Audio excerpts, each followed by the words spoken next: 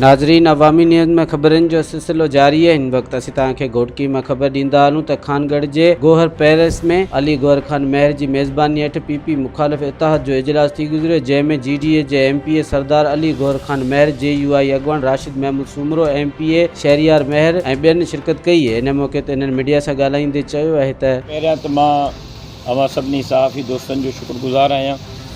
अवां हिते अॼु असांजे हिन मुलाक़ात ऐं मीटिंग खे कवरेज लाइ आयो।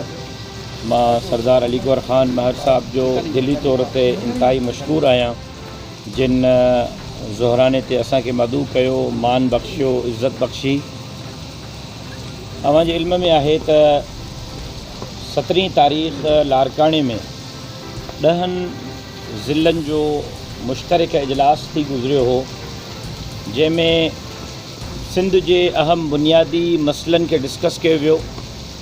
जिते सिंध जूं ज़मीनूं बंजर लॻियूं पियूं आहिनि, हिन वक़्तु आबादगार पाणी जे कतरे कतरे जे लाइ परेशान आहिनि।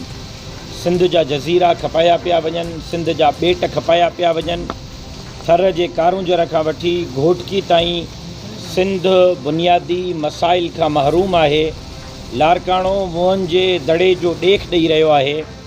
इन्हनि तमामु बुनियादी मसइलनि जे हल जे लाइ सिंध जो अवाम मुतबादिल क़यादत ऐं मुतबादिल क़ुवत जे लाइ अपोज़िशन जे दोस्तनि जे तरफ़ वाझाए रहियो आहे। असां उसूली तौर ते इतफ़ाक़ कयोसीं त अपोज़िशन जा दोस्त गॾिजी वेही करे सिंध जे मसाइल खे फोकस कंदा, सिंध जे मसाइल ते पंहिंजो आवाज़ बुलंद कंदा, सिंध जे अवाम खे मुतबादिल क़ुवत ऐं क़यादत फ़राहम कंदा ऐं सभा जहिड़ी सिंध खे वागुनि जे वातनि मां आज़ादु कराए मज़लूम माण्हुनि खे उन्हनि जा हक़ ॾियारींदा। उन हवाले सां इहो बि तइ थियो हो त हिननि 10 ज़िलनि में ईंदड़ बल्दियाती इंतख़ाबात में ऐं ईंदड़ आम इंतख़ाबात में जेका पीपल्स पार्टी मुखालिफ़ दोस्त आहिनि, उहे लाड़काणा अवामी इतिहाद वांगुरु ग़ैर जमाती इतिहाद खे क़ाइमु करे ऐं पीपल्स पार्टी जो मुक़ाबिलो कंदा।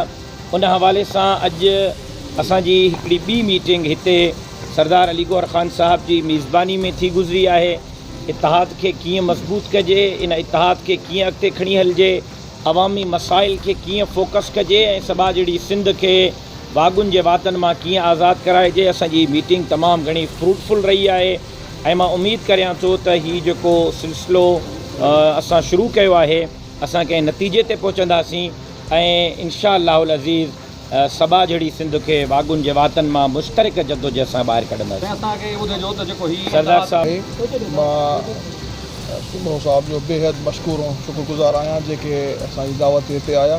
जीअं कि तफ़सीलन हुननि तव्हांखे ॿुधायो त असां माण्हू जेके बि पीपल्स पार्टी जे माइनस पार्टी जेको असांजो इतिहाद आहे। मज़ीद खबरों और तफसीलात के लिए विजिट करें हमारी वेबसाइट www.awamiNewsHD.com।